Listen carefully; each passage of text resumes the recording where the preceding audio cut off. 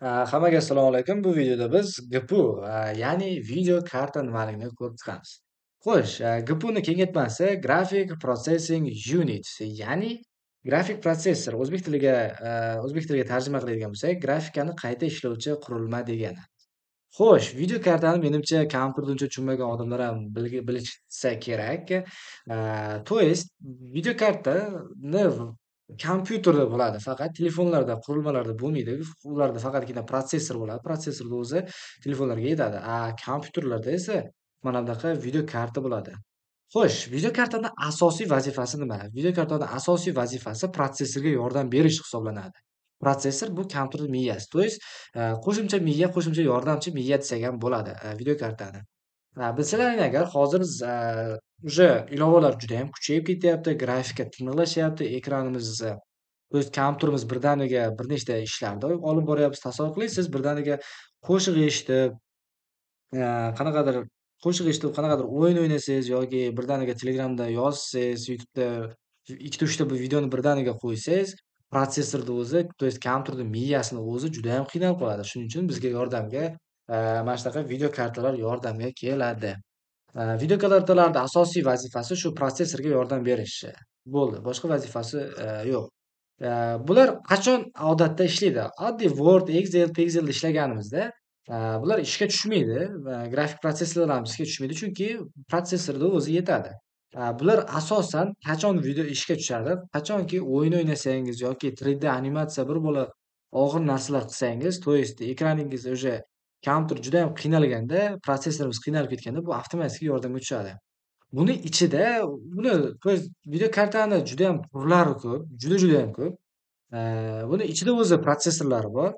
Protsessor 1 sekundda bitta vazifani bajarsa, video karta esa 1 sekundda 10 mingta vazifani bajara oladi. Shuni hisobiga ham og'ir o'yinlarda video karta juda ham yordamga keladi.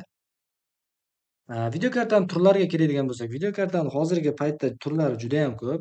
Asosan uje to есть razmeriga qarab video turlari bor yoki boshqa narsaga qarab turlari ham bor. Video kartalar o'zi zotan juda ham qimmat. Hozirgi yaxshi video kartalar juda ham qimmat bo'lib ketyapti, chunki uni ichida protsessorlar bor va boshqa narsalarni hisobga olganda. Agar bunday masshtabda qaraydigan bo'lsak, video kartamiz, dunyoda ikkita odam, ikkita kompaniya, keng masshtabda juda ham katta chiqaradi. Birinchisi Nvidia kompaniyasi va ikkinchisi AMD. Ikkalasi juda ham katta konkurent, bir-biri bilan juda katta konkurensiya olib borib, mana shunaqa video kartalarni ishlab chiqaradi. Bular biz ko'rib turganlaringiz, bular hozir juda ham monster video karta desak ham bo'ladi, chunki bular juda ham qimmat va juda ham zo'r. Agar bunaqa video kartani olsangiz, masalan, oddiy mana shunaqa RTX 3090 Ti bo'lsa, bu degani siz, zamonaviy xohlagan o'yiningizda o'ynasangiz bo'ladi. Chunki bu video kartalar judayam mo'shniy va xohlagan,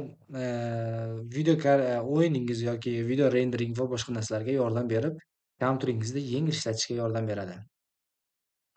Video kartalarni vazifasi shu, ularni asosiy vazifasi shu protsessorga yordam berish, qo'shimcha miya deb tushunsak ham bo'ladi. Bularsiz ham kompyuter ishlaydi. Bir ikkita kompyuterlar bor, bez video karta ishlaydi. Oddiy protsessorlar, oddiy protsessorda ishlaydi. O'zi birinchi kompyuterlar bez video karta chiqqan. Video karta keyin paydo bo'lgan. Prosta nimaga paydo bo'lgan? Shu protsessor qiynalib qolganda, protsessor qizib ketib, uni tashlayverganda, bunga yordamchi narsa kerak deb hisoblanganda video kartani yaratishgan. Video kartani o'zini ichida protsessori bo'ladi, kichkinagina operativniy xotirasi ham bo'ladi va kullerlar bo'ladi. Kullerlar nima desangiz, video karta juda ham aytganimdek 1 sekundda juda ham katta operatsiyalarni sekundiga bajara oladi va shunga hisobiga qizib ketadi. Shuning uchun ham katta kullerlar kerak bo'ladi. Video kartalarda asosiy shu. Agar video yoqqan bo'lsa men xursandman. Hammaga rahmat.